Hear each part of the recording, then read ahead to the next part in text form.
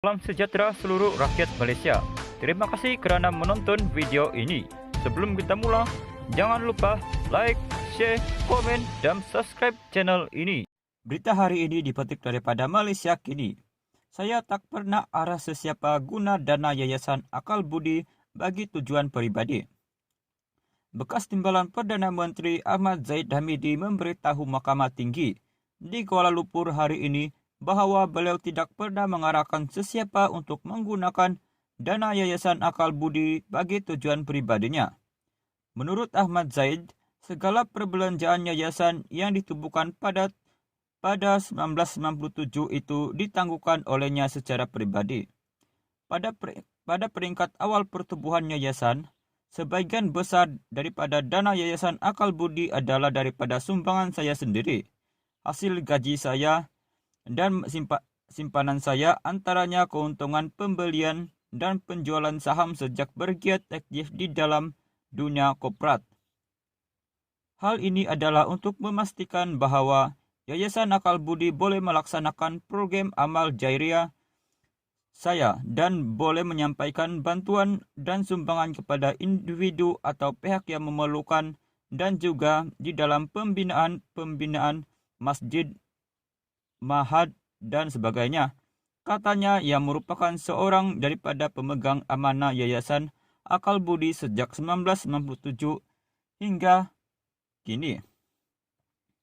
Ahmad Zahid berkata demikian ketika membacakan pernyataan saksinya pada hari pertama prosiding membela diri bagi 47 pertuduhan membabitkan pecah amanah, rasuah dan pengubahan wang haram. Ahmad Zahid berkata, selepas kerja-kerja amal jariah Yayasan Akal Budi semakin diketahui oleh orang luar sejak 2013, yayasan itu mula mendapat sumbangan daripada rakan-rakannya seperti J. Muhammad Yassin Ali, saksi pendakwaan yang ke-29, Syed Mokhtar Al-Bukhari, Halim Saad dan Ahmad Johan. Bagi tujuan ini, saya menegaskan bahawa Yayasan Akal Budi tidak pernah sama sekali meminta tetapi hanya mempromosikan kepada mana-mana individu maupun syarikat bahawa mereka boleh menyumbang dana kepada Yayasan Akal Budi. Yayasan Akal Budi tidak pernah sama sekali menyekat dan menghalang mana-mana pihak daripada menyumbang kepada Yayasan Akal Budi, kata Ahmad Zahid ketika pemeriksaan utama oleh peguamnya Ahmad Zaidi Zainal, Amanat Ayanda Ibunda.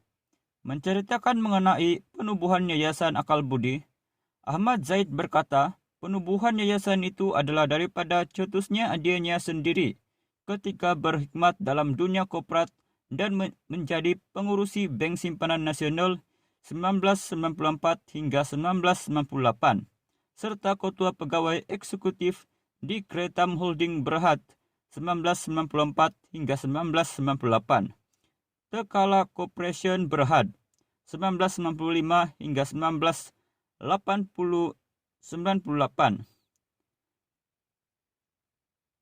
Saya juga menyatakan bahawa Yayasan Akal Budi ini adalah suatu amanat daripada ayanda dan ibunda saya yang saya pegang sehingga ke hari ini, katanya lagi.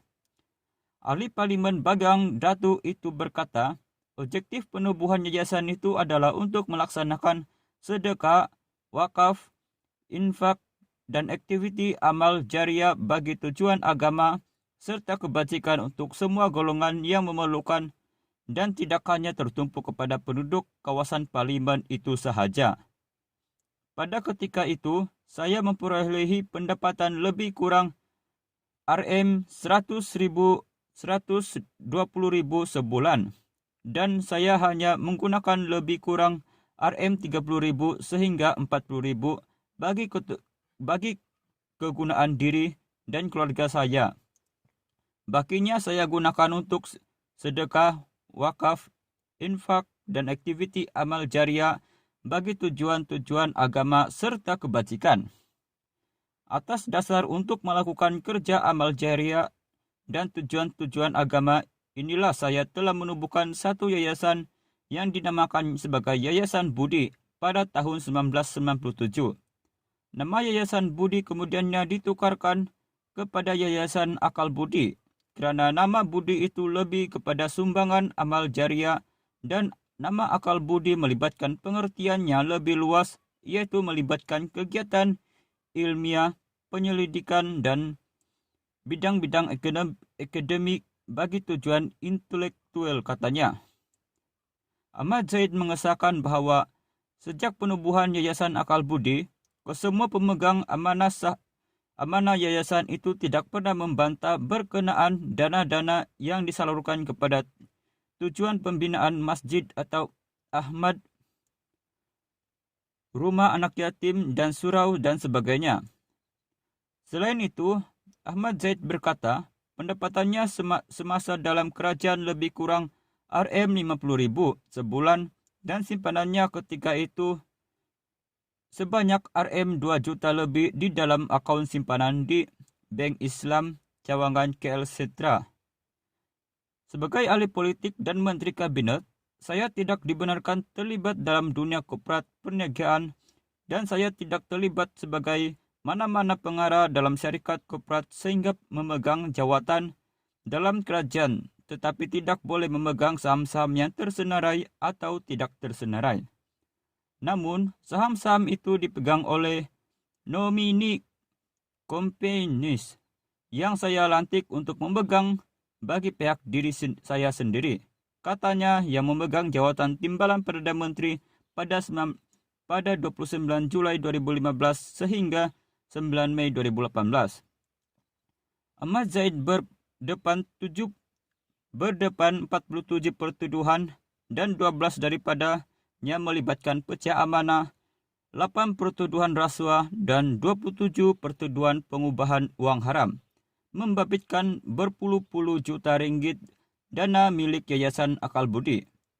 Pada 24 Januari lepas, Mahkamah memerintahkan Ahmad Zaid membela diri terhadap kesemua pertuduhan selepas pihak pendakwaannya berjaya membuktikan kes prima facie.